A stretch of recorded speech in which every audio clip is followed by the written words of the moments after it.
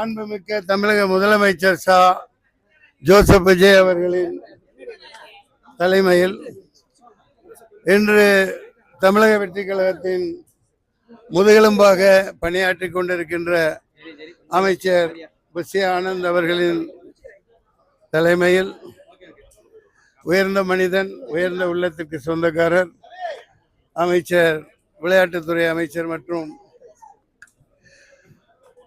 நெடுஞ்சாலைத்துறை அமைச்சர் ஆதவ் அர்ஜுனா அவர்களின் முன்னிலையில், உணவுத்துறை அமைச்சர் வெங்கட்ராமன் அவர்கள் முன்னிலையில், செங்கோட்டையன் அவர்கள் மூத்த பழம்பெரும் அமைச்சர்கள் முன்னிலையில்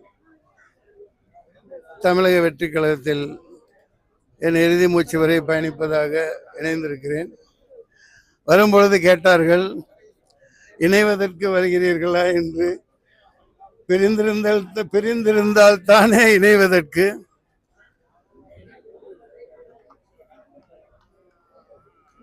முதலமைச்சர் அவர்கள் தமிழக வெற்றி கழகம் ஆரம்பிப்பதற்கு முன்பே லியோ வெற்றி விழாவில் Jawaharlal Nehru ஆடிட்டோரியத்தில் the only one alternative தமிழகத்தின் நாளைய தீர்ப்பு என்று பிரகடனப்படுத்தியிருந்தேன்.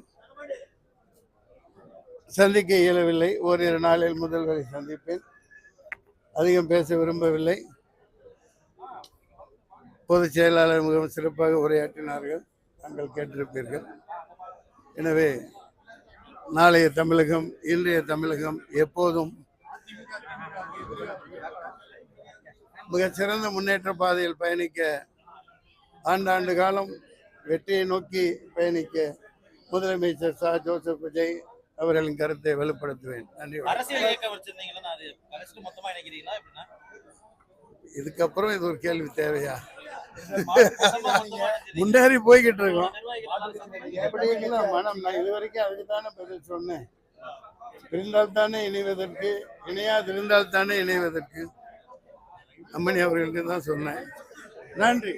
இது நிச்சயமாக மிகப்பெரிய புரட்சி. தமிழக முன்னேற்ற பாதையில் பயணிக்கும்.